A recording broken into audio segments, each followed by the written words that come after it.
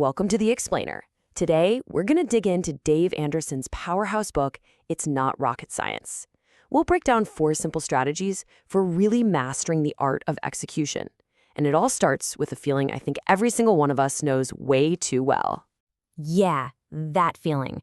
Where you've been busy all day long, right? I mean, your calendar's slammed, the to-do list feels a mile long, you're always doing something. But then you get to the end of the day and you just have that nagging feeling, what did I actually accomplish? Did I really move the needle on anything important? And the author, Dave Anderson, he just hits the nail on the head. He points out that so many of us, and yeah, entire organizations, get caught in this trap. We start to confuse all that constant movement with actual meaningful achievement. Anderson uses this absolutely brilliant analogy to make it super clear. He says just being in motion is like being on a rocking horse. You're moving, you're putting in effort, you feel like you're working, but you're not actually going anywhere. True progress, though, that's focused, intentional action that actually moves you forward. And honestly, that's the critical difference between burnout and a real breakthrough. Okay, so what's causing all of this unproductive motion? Anderson gives it a name, the fray. And you know exactly what this is. It's that constant daily battle, the endless stream of emails, the back-to-back meetings, the unexpected problems you have to solve, all the stuff that just ambushes your best intentions and consumes your whole day. That fray, he says, is the #1 thing stopping you from executing well. So the big question is, how do we escape it? How do we break free from the fray and start making real progress? Well, the book argues the answer isn't some new, complex, revolutionary system. Actually, it's the exact opposite. The solution is a disciplined, focused return to 4 really simple, rock-solid strategies. And here they are. These are the 4 pillars that build a powerful foundation for execution. You have to get the process right, get the leaders right, get the culture right, and get the team right. It all starts with the process, but as you'll see, it only really works when you have all 4. So let's see how they fit together. All right, let's kick things off with that first pillar, getting the process right. This is the how-to part of the equation. It's all about creating a simple, repeatable system that ensures the most important things get done, not just once in a while, but day in and day out. The process starts when you get tough. No, not T-O-U-G-H. I mean T-U-F, as in the ultimate few. This is all about getting laser-focused.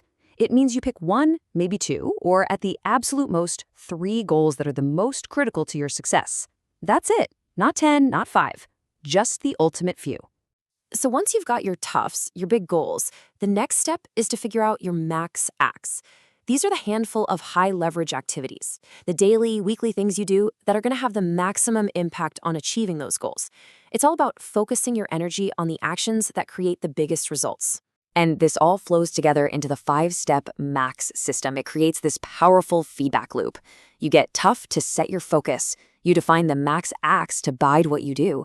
Then you make it visible. You map it so everyone can see the progress. You ram it home with quick daily accountability meetings. And then, and this is so important, you prune it. You cut out what's not working so you can constantly refine the system.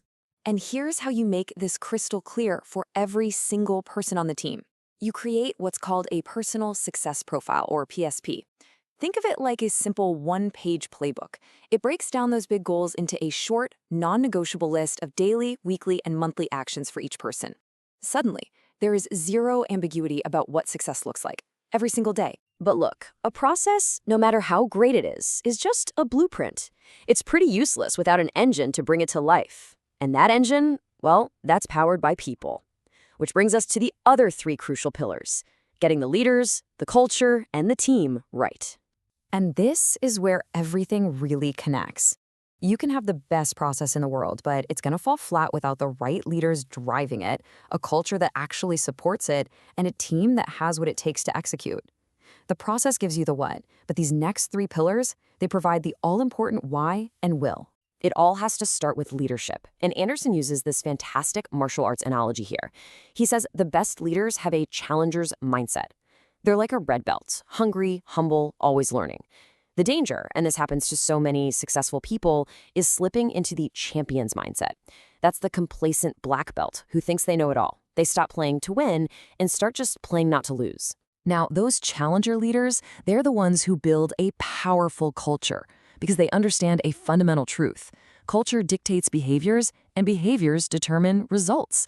It's that invisible force that shapes what people actually do day after day, no matter what the mission statement on the wall says.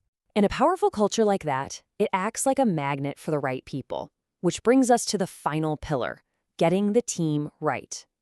The book is crystal clear on this point. You can't teach core traits like talent, drive, and character.